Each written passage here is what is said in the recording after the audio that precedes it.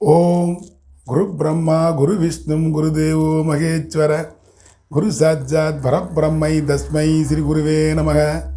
ஓம் வருஷபாய துவஜாய வித்மகே கிருணிகஸ்தாய தீமகி தன்னோ குரு பிரஜோதயாத். வணக்கம், நான் உங்கள் அஸ்ட்ரோ அருண். இன்றைக்கி நம்ம பார்க்க போவது வர இருக்கும் குரு பயிற்சி கன்னி ராசிக்கு என்ன மாதிரியான பலன்களை செய்ய வருகிறார் அப்படிங்கிறத பார்க்கலாம். அதற்கு முன்பாக இந்த குருவானவர் எந்த நாளிலே எந்த நட்சத்திரத்திலே பயிற்சி ஆகிறார் அப்படிங்கிறத பார்த்துருவோம்.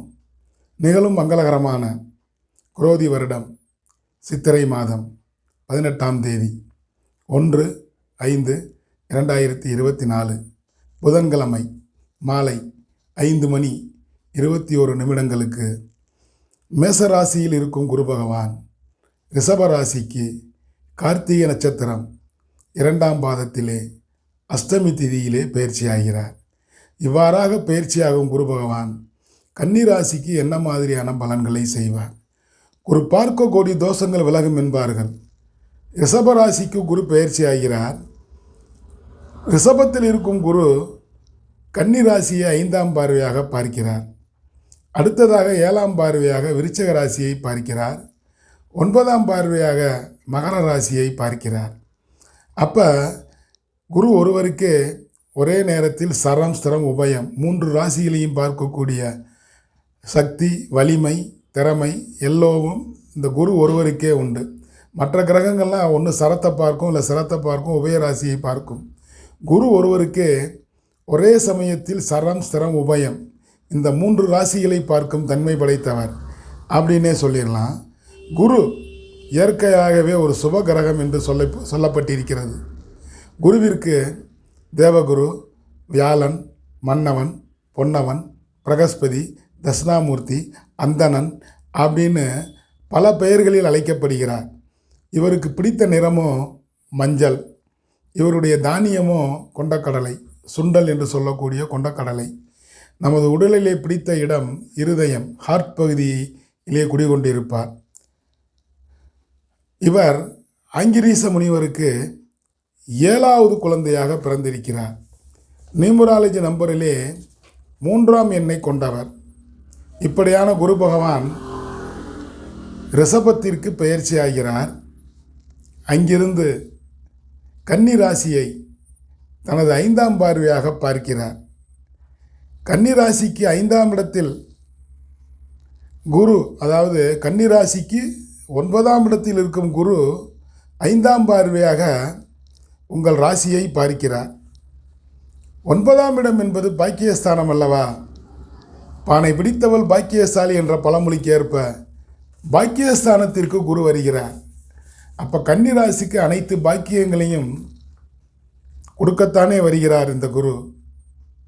மேலும் குரு 5ஆம் பார்வையாக கன்னி ராசியை பார்ப்பது சிறப்போ சிறப்பு என்றே சொல்லிவிடலாம். குரு பார்க்க கோடி தோஷங்கள் நீங்கும் அப்படிம்பாங்க. இதுவரையில் அஷ்டம குருவாக இருந்தவர் இப்போ 9ஆம் இடத்திற்கு வருகிறார். அஷ்டமஸ்தானத்தில் இருக்கும் குரு உங்களை படித்து எடுத்து இருப்பார். பட்டது போதுமுடா சாமி, ஆளை விடுங்க அப்படிங்கிறது போல எல்லாமே பட்டாச்சு.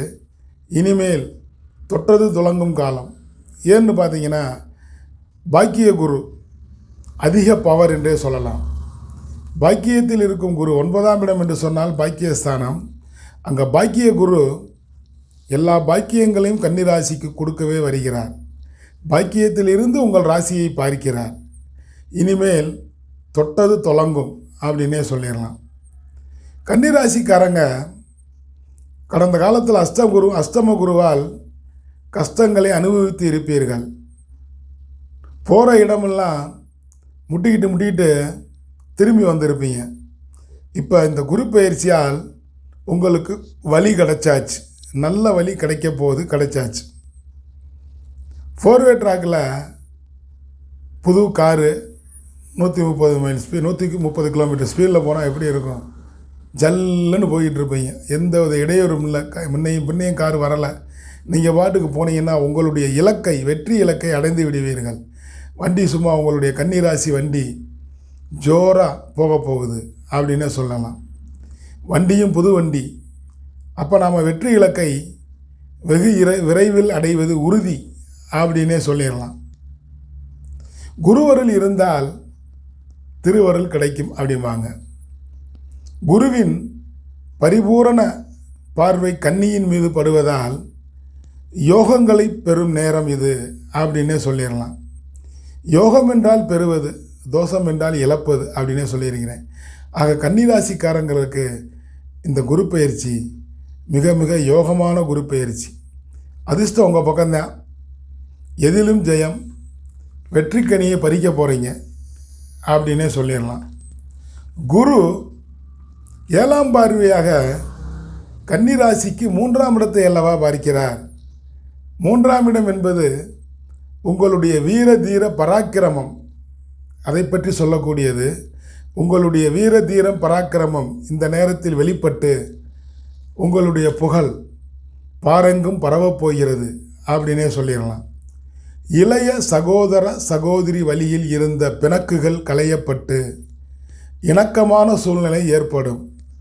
பிரிந்திருந்த அக்கா தங்கச்சி அண்ணன் தம்பியெல்லாம் ஒன்று சேரும் காலம் அப்படின்னே சொல்லிடலாம். அடுத்ததாக குரு 9ஆம் பார்வையாக 5ஆம் இடத்தை பார்க்கிறார். 5ஆம் இடம் என்பது பூர்வ புண்ணியஸ்தானம். அப்போ நீங்கள் ஒரு இடம் வாங்கி போட்டிருப்பீங்க. அந்த இடத்து மேலே லோனை போட்டு வீடு கட்டி புதுமனை புகு விழா நடத்தி பால் காய்ச்சி கிரகப்பிரவேசம் செய்து அந்த வீட்டில் வளமான வாழ்வை வாழப்போகிறீர்கள். புது வீட்டிற்கு குரு பகவான் குடிபெயரச் செய்ய போகிறார். விவசாயிகளாக இருந்தால் உங்களுக்கு பக்கத்தில் உள்ள நிலம் ஒரு விலை ரொம்ப கம்மியாக வரும். அதை நீங்கள் வாங்கி போட்டு அந்த நிலத்தையும் உழுது அந்த நிலத்திலையும் பயிர் செய்து விளைச்சல் 2 மடங்காகி அதிக மகசூல் பெருகி நல்ல லாபம் ஈட்டுவீர்கள்.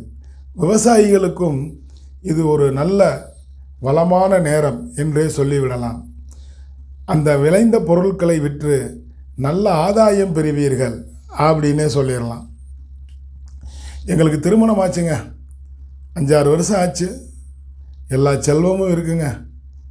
ஆனால் குழந்தை செல்வத்தை மட்டும் ஆண்டவன் கொடுக்கல, ஏன்னே தெரியலை அப்படின்னு இதுவரை ஏங்கி கொண்டிருந்தவர்கள் மருத்துவத்தின் மூலமாகவோ உங்களுடைய பூர்வ ஜென்ம பலனின் மூலமாகவோ உங்கள் வீட்டில் துள்ளி விளையாட குழந்தை செல்வம் வரப்போகிறது.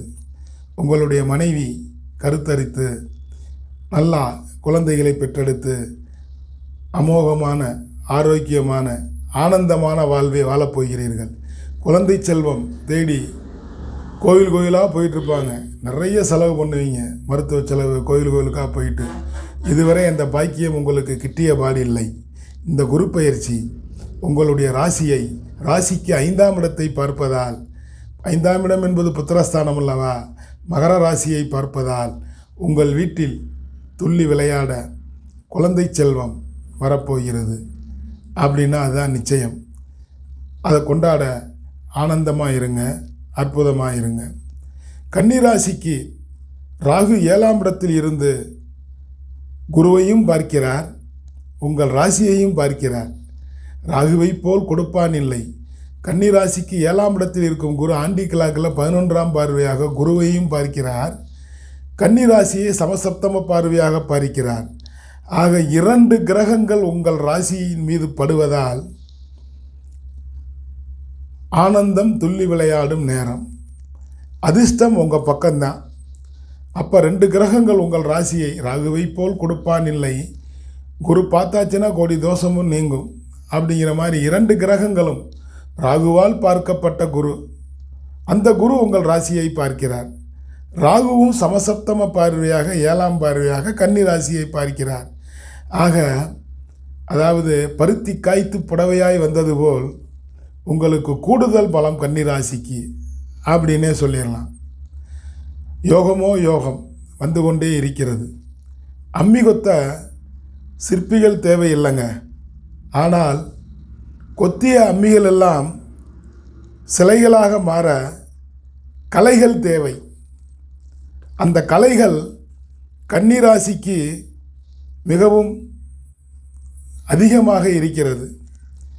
அந்த கலைகளை கற்க கன்னிராசிக்கு சொல்லியா கொடுக்க வேண்டும்? கலைகளை கற்றுவிட்டால் காரியங்களில் ஜெயிக்கலாம்.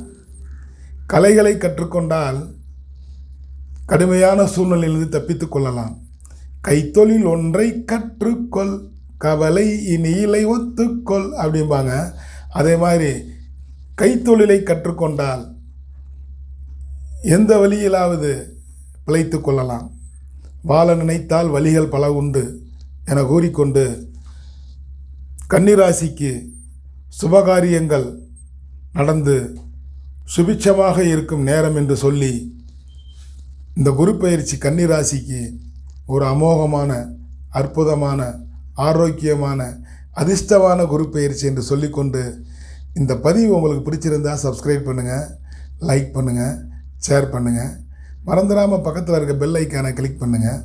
அப்படி பெல் ஐக்கானை கிளிக் பண்ணும் பொழுது நான் பதிவிடும் அடுத்தடுத்த வீடியோக்கள் உங்களை தானாக வந்தடையும் என கூறிக்கொண்டு இந்த நாள் இனிய நாளாக இருந்ததற்கு இறைவனுக்கு நன்றி கூறி நாளைய பொழுது நல்லதாக விடியட்டும் என கூறிக்கொண்டு உங்களிடமிருந்து விடைபெறுபவர் உங்கள் அஸ்ட்ரோ அருண்.